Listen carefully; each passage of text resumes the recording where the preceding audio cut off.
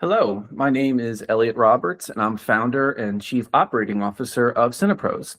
With me today is our audio description manager, Maria Vardopoulou.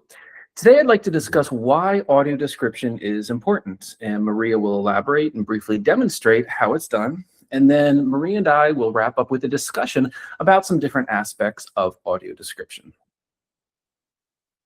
So here at Cinepros, we specialize in media accessibility and localization. In terms of accessibility, we provide audio description, of course. We provide closed captioning, something we've been doing for decades, as well as live services like live captioning and even live audio description. In terms of localization, we provide foreign language subtitling, we provide translations of all kinds, as well as live services like RSI, which is remote simultaneous interpretation.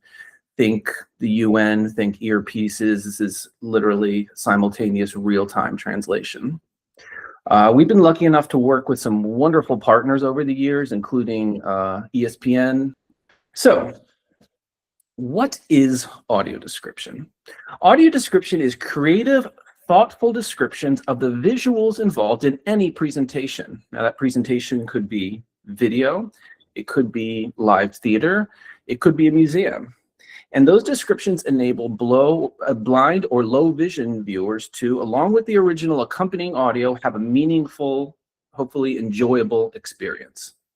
The audio description exists between the dialogue. Obviously, this presents a number of challenges and considerations, specifically having enough time to properly describe the visuals that are occurring at any time. Sometimes you have as little as 2 or 3 seconds to convey a potentially complex scene. It takes a lot of creativity and thought to make sure you're getting the best economy of words in your descriptions.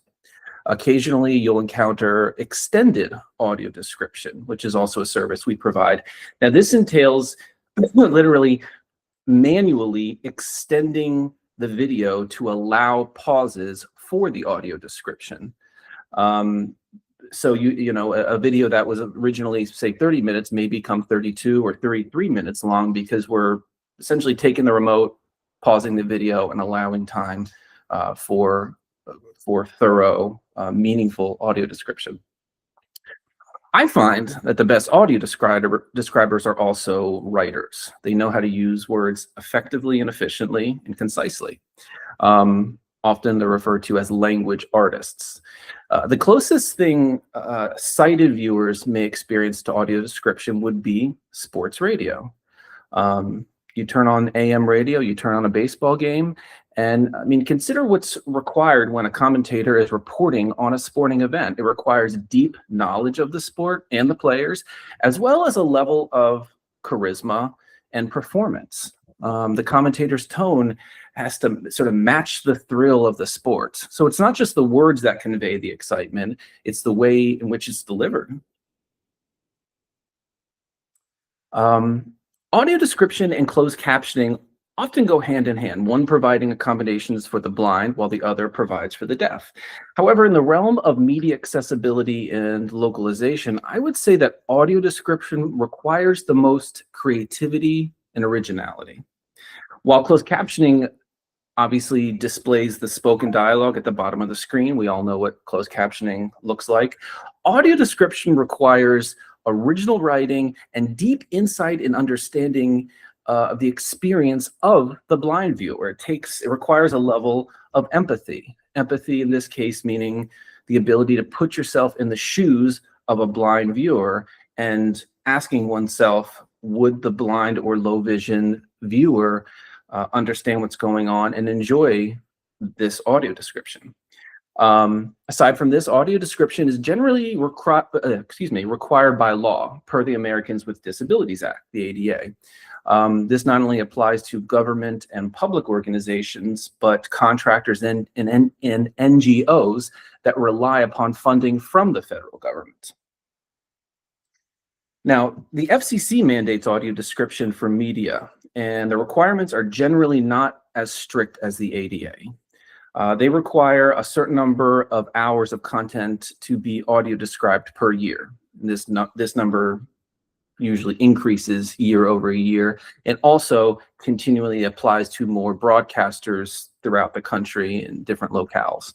When it comes to streaming services, most platforms do choose to describe at least a portion of the content, though not all of it. In fact, on Netflix, on Disney Plus, you can actually search by content that includes audio description, which is obviously enormously helpful for those blind and low vision users. So, why is audio description important? Audio description may seem nascent in many ways, the way closed captioning was, say, 30 years ago, maybe in the 90s. But as we've seen, closed captioning has become the norm since then. I mean, everybody, not just deaf viewers or even hard of hearing viewers, use closed captioning. Everybody at one time or another uses closed captioning.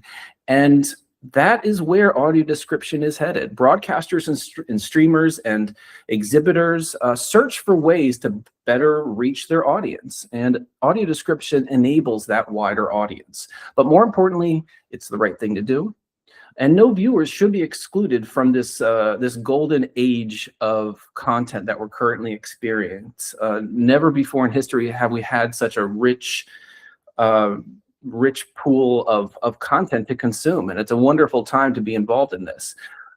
Viewers expect those kind of accommodations, closed captioning, audio descriptions, and they're willing to support organizations that are sensitive to all of their viewers' needs. With that, I'd like to hand it over to Maria, who's going to tell you a little bit more about how it's done. Maria? Hi, everyone. This is Maria. I'm the audio description manager at Cinepros. And today I'll take you on a brief tour behind the scenes just to show you how AD works and how it's done. So you can see a screen I'm sharing with a sample project.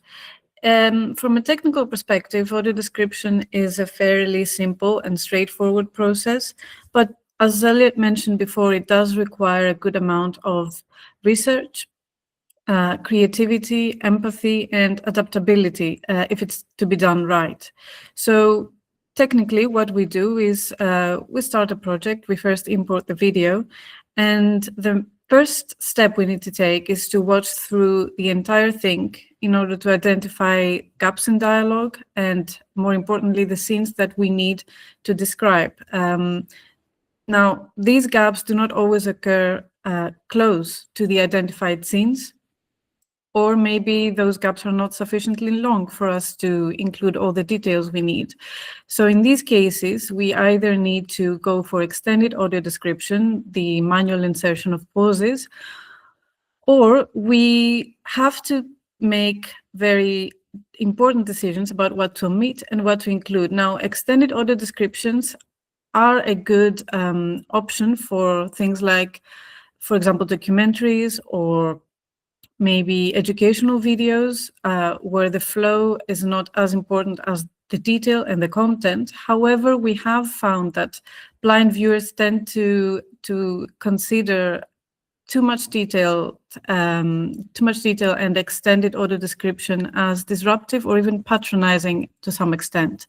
So they definitely need to be avoided for feature films, for example, or things that value flow over detail. So after this first watch through, we need to conduct some research in order to gather the necessary vocabulary, determine the target audience, and where the focus of the description should be placed.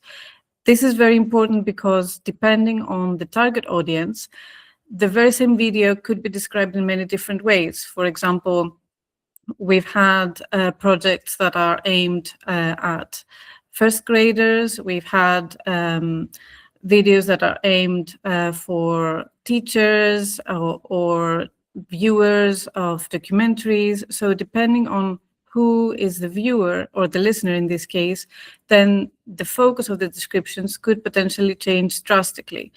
So we conduct this research, we determine the gaps, and then we get to the technical aspect of our descriptions, which is, as you can see, we select the gap, we determine how long it is, how much detail we can put in there. We write our descriptions as concisely and clear as we can. And we render by choosing the synthetic voice that best matches the tone of the video. Now, synthetic voices are a huge tool that our software provides. We have a wealth of available synthetic voices in many different languages, in different genders, ages, and tones that we can choose from. However, it's worth noting that, again, for specific types of content, for example, for feature films, we can also utilize voice talent, which is a much better solution when, again, we need to go for a more subjective tone where, you know, a synthetic, no matter how good the quality of the synthetic voice is, it will never sound as expressive as the voice talent. So again, depending on the type of content we're describing, we choose the appropriate voice, whether that be human or synthetic. And then we export the video. Again, the software Cinepros is currently using offers many different options. We can export just the audio description instances. We can export a mixdown, which combines the project audio with the audio description. We can adjust the volumes of the two so that they are more harmonious with each other. And we can also adjust the auto tracking, which is another feature of this specific software, which allows for the project audio to be lowered while an audio description is playing. And then you can see on the screen I'm sharing how the finished product looks like. There's an AD button that appears when the client imports the audio description into their video on the interface. And you can toggle between the two types of audio with or without audio description very easily from there. So this is what audio description looks like. This is how it's done. Again, the most important aspect of it is the creative and aspect and the research that goes in it. But the process itself, once this is done, is quite simple and straightforward, I find. Very cool. And it's nice to see you sort of pull the curtain and show exactly what is involved with audio description. And it's also very enlightening, you know, hopefully for our viewers to see how much is involved with proper audio description. It's quite an elaborate process. And that being said, Maria, I want to hear from you tell me about one of the more interesting or challenging projects that you've worked on in your career. That's a good question, because every single project presents its own challenges and can prove to be very interesting in many different regards. But one that has stood out for me during this time has been a project we did for the Episcopal Church of the United States. This was a video focusing on the discrimination and racism faced by Native Americans over the past few centuries. And the interesting thing about this project was that, contrary to most documentaries where we usually focus on we use objective language, we focus on the scenery, like we've done on some projects for Yellowstone, for example. We focus on maybe what is going on screen from a more objective point of view. In this one, we had to be very careful with the language we used. We had to conduct a lot of research on Native American culture. We had to find specific and specialized vocabulary to describe their attire, the way they were dressed, the way they made their hair, so that we were able to accurately describe them without falling into the trap of being perhaps insensitive, of stereotyping, because, you know, race is a very contentious subject. It can be our intentions may be misconstrued, and we often actually avoid talking about race entirely. We avoid describing people based on their race or their age or things like that, things that we are not 100% sure of as well. But in that case, we had to mention these things and do it in a very careful manner, because, for example, there were Native Americans speaking about an experience, and then there was a white person giving their perspective on that historical event, how they lived through it, for example. And we had to let the listener know which one was talking at its specific time. Or maybe there were two Native Americans, one was older, one was younger, and they were giving their experiences during their sort of life. So that was a very, very challenging and very interesting project for me to work on. And another interesting aspect of it was that we had to find ways to make the synthetic voice that we used at the time pronounce their names correctly. So their names are really long and complicated. So first of all, I had to research how they are pronounced correctly, because sometimes they were not mentioned during the video. And then once I did, I had to find ways to prompt the synthetic voice and maybe spell it in many different ways in order to make it pronounce it the way it should be pronounced. So that was really, really interesting, but very, very enlightening as well. Yeah. Very cool stuff that it's so easy to lose sight of, stuff that you can't even think about until you approach a situation like this, where you have to be very sensitive to the verbiage used when describing some of these visuals on screen. Very cool. Very interesting. Absolutely. And I think that's again the creative aspect of audio description, is that in a different case, I could have gone for describing the ambience or where they were seated, for example, or the environment they were walking on. But in this particular case, I had to make the choice. I had to decide what was most important, and in that case, it was the speaker.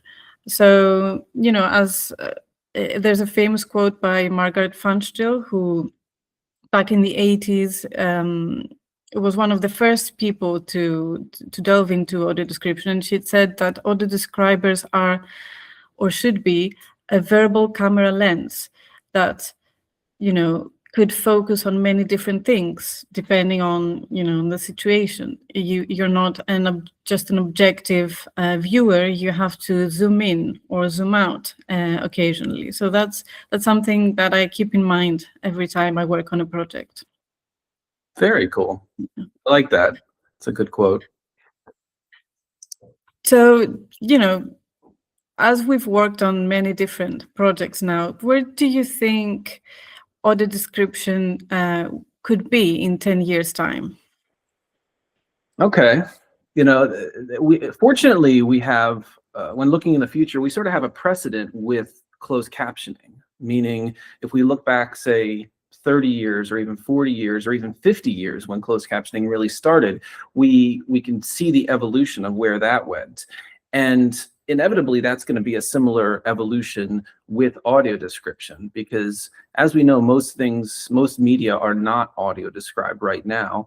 And if you look back at the 80s, early 90s, it was the same situation. Most things were not closed captioned. But not only has closed captioning become ubiquitous, it's become expected, and it's found users that we didn't necessarily assume were the intended users. And that's what we're finding with audio description too. It's not just about blind viewers, it's about low vision viewers, it's about it's about neurodivergent viewers who may benefit just from audibly hearing what's happening on screen, despite the fact that they could see it.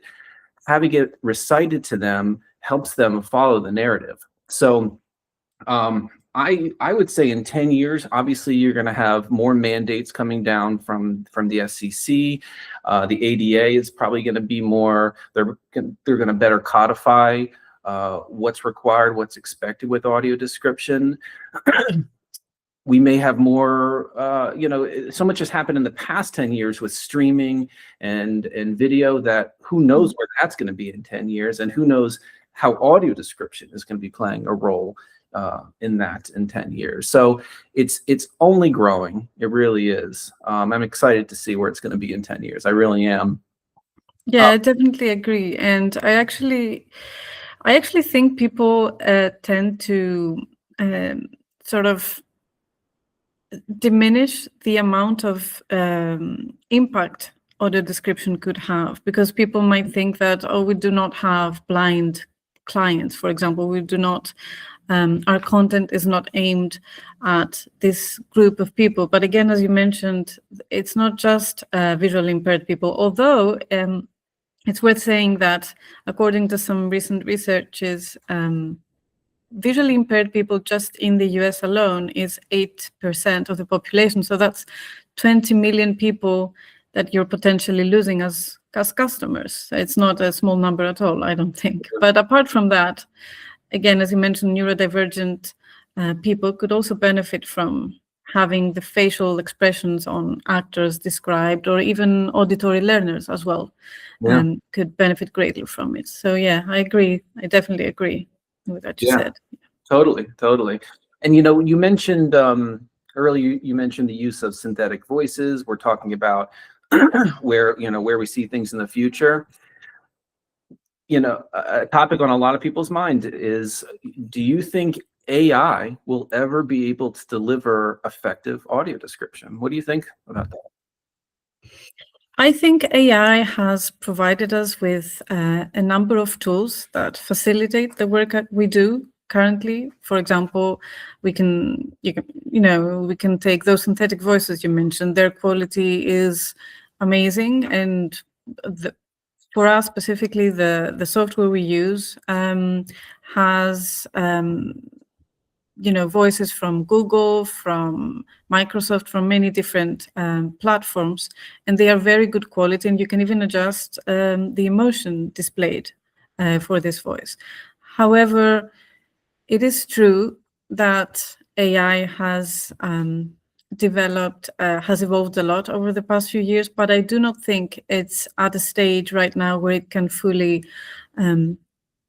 take over and make a human audio describer obsolete. I do not think it has the ability to make the necessary subjective decisions that go into the process of audio description. For example, I've already mentioned some, but sometimes what we describe may need to happen, or for example, we need to describe something that happens a few seconds after the available gap in the video. So we need to determine whether to, omit the information that is currently on screen for something that is much more important and that happens a little bit later, or, maybe a scene is very complicated. So AI would essentially have to make the decision on what to omit, what to include, where to focus on. And I do not think it has the ability to, make those decisions. Or, for example, it would need to have the ability to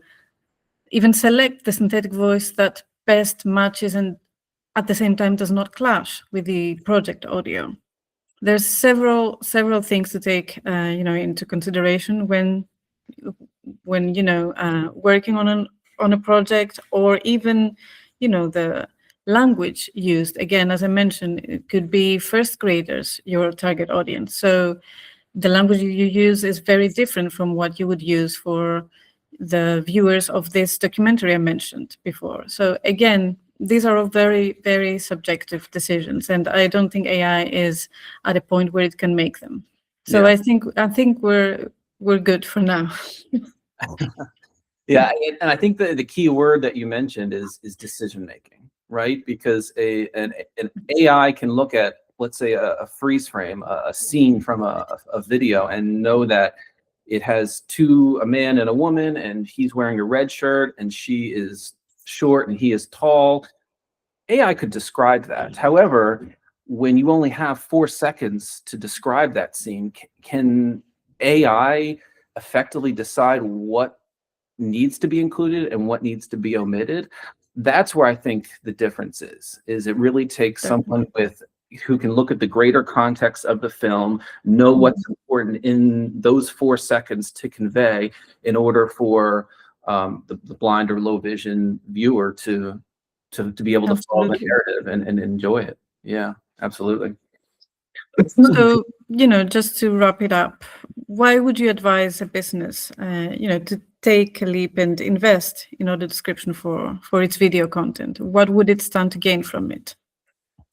Well, I think any business, any organization really should look at it from a not an exclusion perspective, but an inclusion perspective, meaning it's easy to say, oh, there aren't that many blind users who are going to consume this, or it only represents a small portion.